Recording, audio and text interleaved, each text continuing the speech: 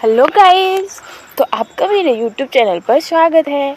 आप जो हमारी श्रृंखला चल रही है भारतीय राज्य व्यवस्था एवं शासन, उसमें आज का हमारा टॉपिक है उद्देशिका। क्या है टॉपिक? उद्देशिका। उद्देशिका से संबंध जो भी हमारे प्रीवियस ईयरली क्वेश्चंस होंगे उनका हम अध्ययन करेंगे। ठीक है गाइस, तो चलिए हम स्टार्ट करते हैं। पहले से हम थोड़ी सी जानकारी ले लेंगे उद्देशिका क्या है, कैसे क्या कार्य करती है, उसके बाद हम अपने क्वेश्चन आंसर्स देखेंगे। ठीक है गाइस, तो चलिए हम स्टार्ट करते हैं। हमारा पहला क्वेश्चन,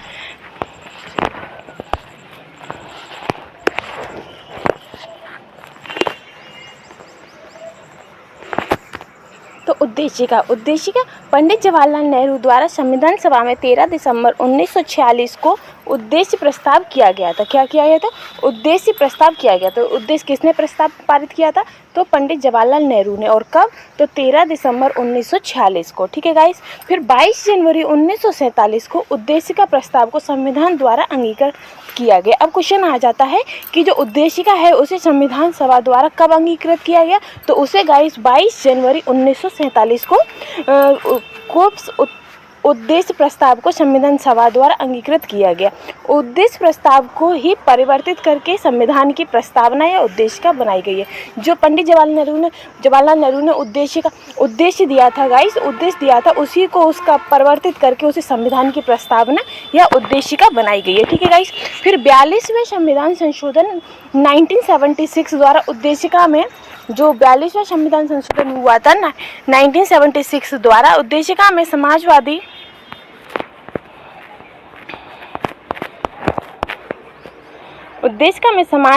पंथ निरपेक्ष, क्या समाजवादी, पंथ निरपेक्ष और अखंडता शब्द जोड़े गए। किसमें? उद्देशिका में। ठीक है गाइस। और भारतीय संविधान की उद्देशिका ने भारत को संपूर्ण प्रभुत्व संपन्न समाजवादी और पंथ निरपेक्ष लोकतंत्रात्मक गणराज्य के रूप में घोषित किया। तो किसने घोषित किया? उद्देशिका ने। कैसे? कि भारत को संपूर्ण प्रभुत्व संपन्न समाजवादी और पंथ निरपेक्ष लोकतंत्रात्मक गणराज्य के रूप में घोषित किया। संविधान की उद्देशिका अपने नागरिकों को 3 प्रकार के न्याय देती है। कौन कौन से 3 प्रकार हैं? एक सामाजिक, एक आर्थिक और एक राजनीतिक सुनिश्चित कराती है। उद्देशिका संविधान के विधिक निर्वाचन में सहायक है। कैसे निर्वाचन में सहायक है? विधिक निर्वाचन में सहायक है। ठीक है गाइस। सर अल्लादी कृष्णस्वामी अय्यर के अनुसार उद्देशिका हमारे सपनों और विचारों का प्रतिनिधित्व करती है। तो ये किसने कहा है कि क्या कहते हैं, जो उद्देशिका है वो हमारे सपनों और विचारों का प्रतिनिधित्व करती है? तो ये कहा है सर अल्लादी कृष्णस्वामी अय्यर ने। ठीक है गाइस। फिर है कि के.एम. मुंशी के अनुसार उद्देशिका हमारे प्रभुत्व संपन्न लोकतंत्रात्मक गणराज्य की जन्म कुंडली है। और उद्देशिका को हमारी जन्म कुंडली किसने कहा? तो के.एम. मुंशी ने। ठीक है गाइस। प्रस्तावना यानी कि उद्देशिका को संविधान का भाग केशवानंद भारती बनाम केरल राज्य 1973 बाद में स्वीकार किया गया था। ठीक है गाइस। इससे पूर्व बेरूबारी बाद, जो कि 1960 में उद्देशिका को संविधान का अंग नहीं माना था। जो 1960 था उसमें क्या कहते हैं, बेरूबारी जो बात था उसमें उद्देशिका को संविधान का अंग नहीं माना गया था। फिर गोलकनाथ बनाम पंजाब राज्य 1967 के प्रकरण में उद्देशिका को संविधान की मूल आत्मा कहा गया। तो संविधान की मूल आत्मा किसे कहते हैं गाइस? तो संविधान की मूल आत्मा उद्देशिका को कहते हैं, यानी कि प्रस्तावना को कहते हैं। और ये क्या कहते हैं, कहाँ किसका प्रकरण था? तो ये था गोलकनाथ बनाम पंजाब राज्य 1967 के प्रकरण में उद्देशिका को संविधान की मूल आत्मा कहा। फिर है बॉम्बई बनाम यूनियन ऑफ इंडिया। कौन सा? बॉम्बई बनाम यूनियन ऑफ इंडिया, जो कि 1994 में बाद में उच्चतम न्यायालय ने यह अवधारणा पुनः स्पष्ट की कि उद्देशिका संविधान का भाग है। जो उद्देशिका है वो संविधान का भाग है। ठीक है। तथा पंथ निरपेक्षता संविधान का मूल लक्षण है। और संविधान का मूल लक्षण क्या है? तो संविधान का मूल लक्षण है पंथ निरपेक्षता। ठीक है गाइस। फिर उद्देशिका की प्रकृति न्याय योग्य नहीं है। जो उद्देशिका की प्रकृति है वो न्याय योग्य नहीं है। प्रस्तावना में विचार, अभिव्यक्ति, विश्वास, धर्म और उपासना की स्वतंत्रता की बात की गई है। किसमें? जो हमारी प्रस्तावना है उसमें विचार, अभिव्यक्ति, विश्वास, धर्म और उपासना की स्वतंत्रता की बात की गई है। इसमें प्रतिष्ठा और अवसर की समता उल्लिखित है। इसमें क्या उल्लिखित है? प्रतिष्ठा और अवसर की समानता समता उल्लिखित है। प्रस्तावना को संविधान की आत्मा कहा जाता है। तो संविधान की आत्मा क्या है? तो संविधान की आत्मा प्रस्तावना को कहा जाता है। ठीक है गाइस। बी.आर. अम्बेडकर ने संवैधानिक उपचारों के अधिकारों को संविधान की आत्मा और हृदय माना है। के.एम. मुंशी ने उद्देशिका को राजनीतिक जन्मपत्री कहा है। तो राजनीतिक जन्मपत्री किसने कहा है? तो के.एम. मुंशी ने। ठीक है गाइस। फिर है सुभाष कश्यप ने कहा कि संविधान शरीर है तो प्रस्तावना उसकी आत्मा।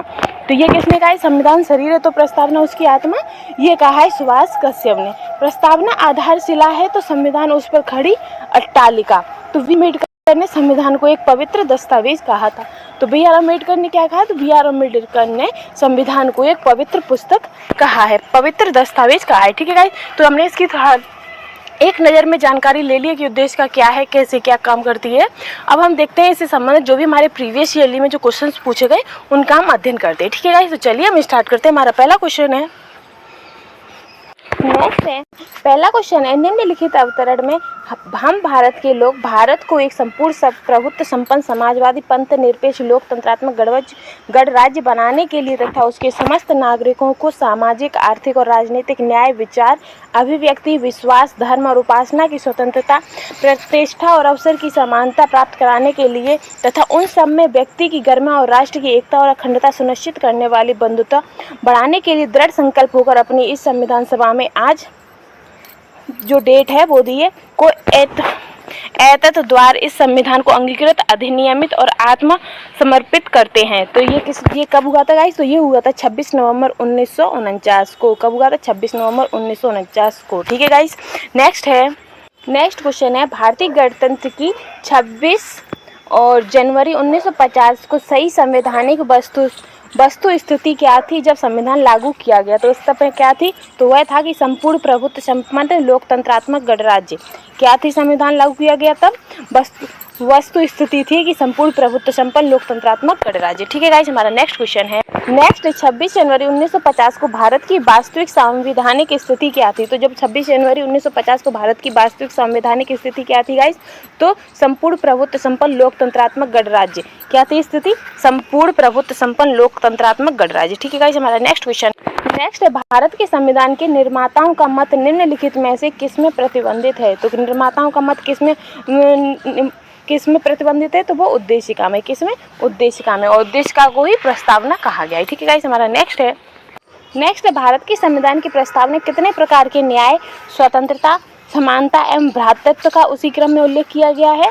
तो 3, 5, 2, 1। किसका? 3, 5, 2, 1 इसका आंसर है। ठीक है गाइस। आगे देखते हैं।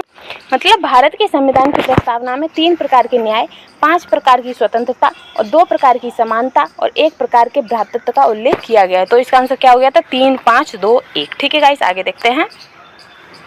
नेक्स्ट, भारतीय संविधान की प्रस्तावना में भारत को किस रूप में घोषित किया गया है? तो जब भारतीय संविधान की जो प्रस्तावना है उसमें भारत को किस रूप में घोषित किया गया है? तो उसे किया गया एक सार्वभौम समाजवादी धर्मनिरपेक्ष प्रजातांत्रिक गणतंत्र के रूप में घोषित किया गया है। ठीक है गाइस। नेक्स्ट क्वेश्चन है,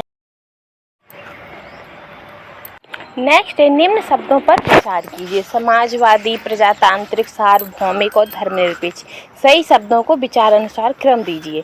तो इन्हें हमें क्रम से लगाना है। ठीक है गाइस। तो इसका आंसर होगा सी, यानी कि सार्वभौमिक समाजवादी और धर्मनिरपेक्ष और प्रजातांत्रिक गणराज्य। तो इसका आंसर हो जाएगा ए। क्या होगा इसका आंसर? ए। ठीक है गाइस। हमारा नेक्स्ट क्वेश्चन है, भारतीय संविधान की प्रस्तावना में समाजवादी शब्द किस के तहत जोड़ा गया है? तो भारतीय संविधान में प्रस्तावना को समाजवादी शब्द किस संविधान संशोधन द्वारा जोड़ा गया है गाइस? तो वो जोड़ा गया है 42वें संविधान संशोधन द्वारा। कौन से? 42वें संविधान संशोधन। ठीक है गाइस। हमारा नेक्स्ट क्वेश्चन है, नेक्स्ट है, निम्नांकित में से कौन सा 42वें संविधान संशोधन के माध्यम से भारत के संविधान की प्रस्तावना में जोड़ा गया था? तो क्या जोड़ा गया था गाइस? तो वो जोड़ा गया था समाजवाद और पंथ निरपेक्ष। क्या? समाजवाद एवं पंथ निरपेक्ष जो है वो 42वें संविधान संशोधन के माध्यम से भारत के संविधान की प्रस्तावना में जोड़ा गया था। ठीक है गाइस। नेक्स्ट क्वेश्चन है, नेक्स्ट है, भारतीय संविधान की प्रस्तावना में धर्मनिरपेक्ष और समाजवादी शब्द जोड़े गए। कौन सा? धर्मनिरपेक्ष और समाजवादी शब्द ये 42वें संविधान संशोधन द्वारा भारतीय संविधान में की प्रस्तावना धर्मनिरपेक्ष और समाजवादी शब्द को जोड़े गए थे। ठीक है गाइस। नेक्स्ट क्वेश्चन है, नेक्स्ट है, निम्नलिखित में से कौन भारत को धर्मनिरपेक्ष राज्य वर्णित करता है? तो इनमें से कौन है जो भारत को धर्मनिरपेक्ष राज्य वर्णित करता है गाइस? तो वो है संविधान की प्रस्तावना। क्या है? संविधान की प्रस्तावना। ठीक है गाइस। नेक्स्ट क्वेश्चन है, नेक्स्ट, निम्नलिखित शब्दों में से कौन सा शब्द सन 1975 में भारतीय संविधान की प्रस्तावना में शामिल नहीं था। जब 1975 में इनमें से कौन सा शब्द जो भारतीय संविधान में शामिल नहीं था गाइस, तो वो है अखंडता। क्या था? अखंडता शब्द वो 1975 में भारतीय संविधान की प्रस्तावना में सम्मिलित नहीं था। ठीक है गाइस, नेक्स्ट है निम्नलिखित शब्दों में से कौन से शब्द 42वें संवैधानिक संशोधन द्वारा प्रस्तावना में जोड़े गए थे। तो इनमें से वह कौन से शब्द हैं जो 42वें संविधान संशोधन के द्वारा प्रस्तावना में जोड़े गए थे। तो एक तो समाजवाद था और दूसरा पंथ निरपेक्ष। तो इसका आंसर क्या हो जाएगा? पहला और तीसरा। क्या होगा इसका आंसर? पहला और तीसरा। ठीक है गाइस, नेक्स्ट क्वेश्चन है।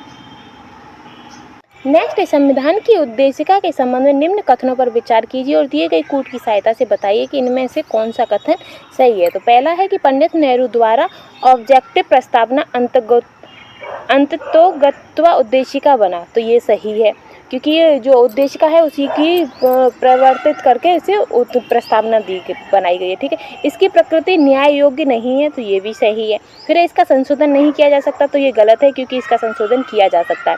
फिर संविधान के विशिष्ट प्रावधानों को यह रद्द नहीं कर सकता।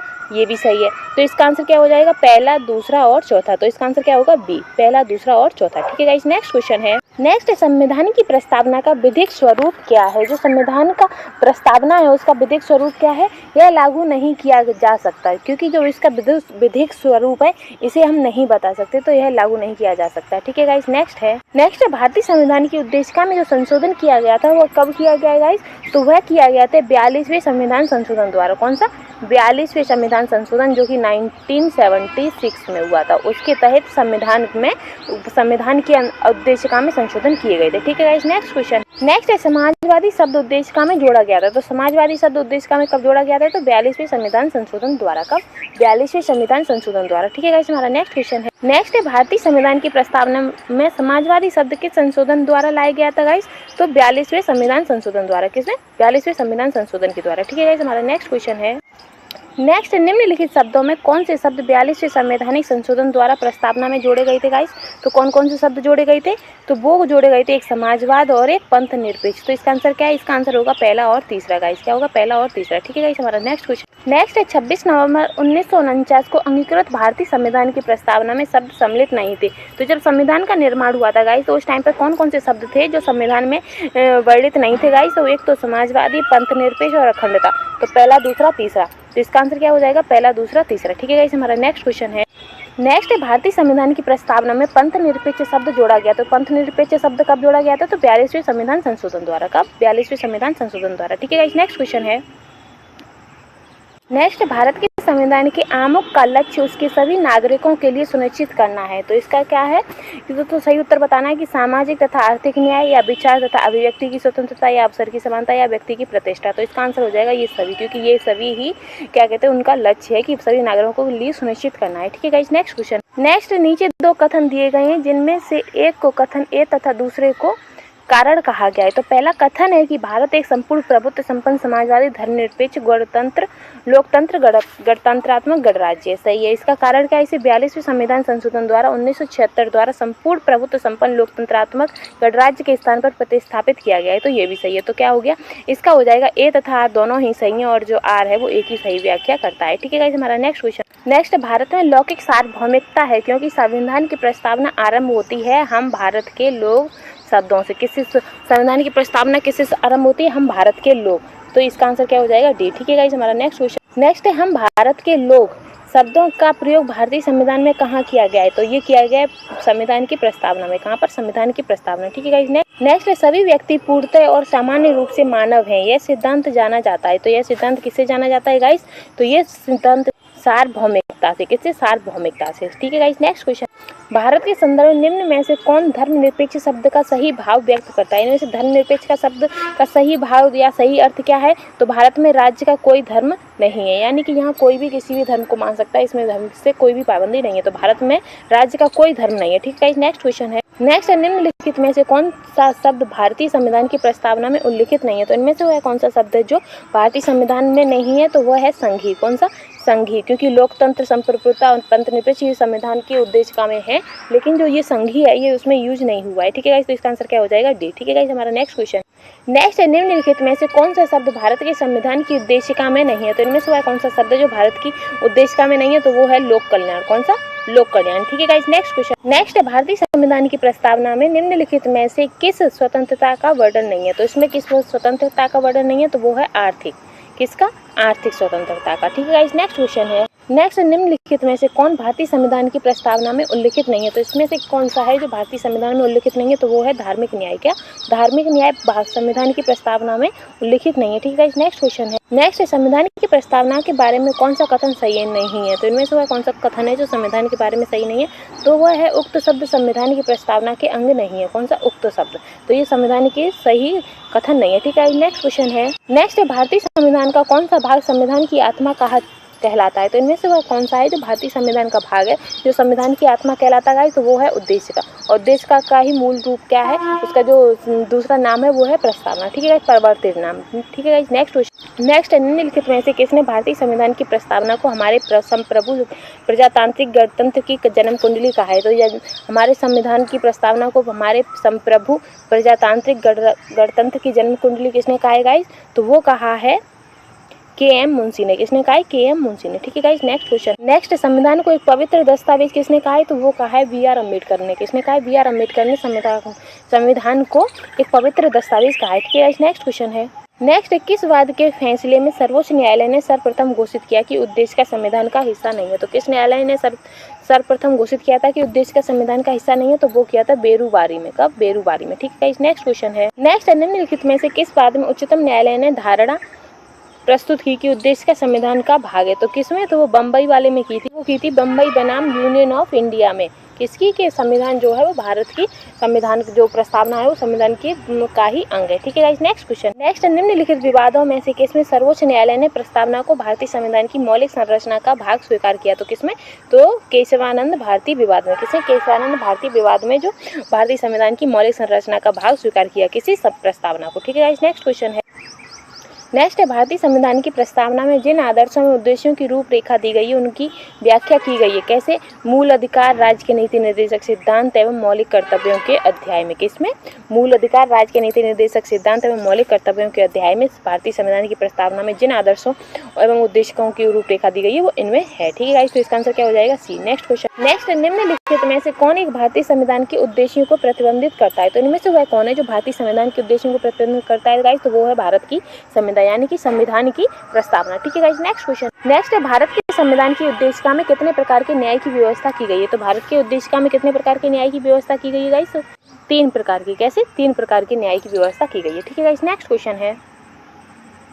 नेक्स्ट है, भारतीय संविधान की प्रस्तावना में इसके सभी नागरिकों को कौन सा न्याय प्रदान करने की व्यवस्था की गई है? तो सामाजिक, आर्थिक और राजनीतिक 3 प्रकार के न्याय देने की बात व्यवस्था की गई है। ठीक है, नेक्स्ट क्वेश्चन। नेक्स्ट है, भारत के संविधान में उद्देश्यों में से एक के रूप में आर्थिक न्याय का इसमें से किसमें उपबंध है? किसका? आर्थिक न्याय का। तो वो उपबंध है गाइस उद्देशिका और राज्य के नीति निर्देशक तत्वों में क्या कहते हैं? आर्थिक न्याय का उपबंध किया गया है। ठीक है गाइस, नेक्स्ट है।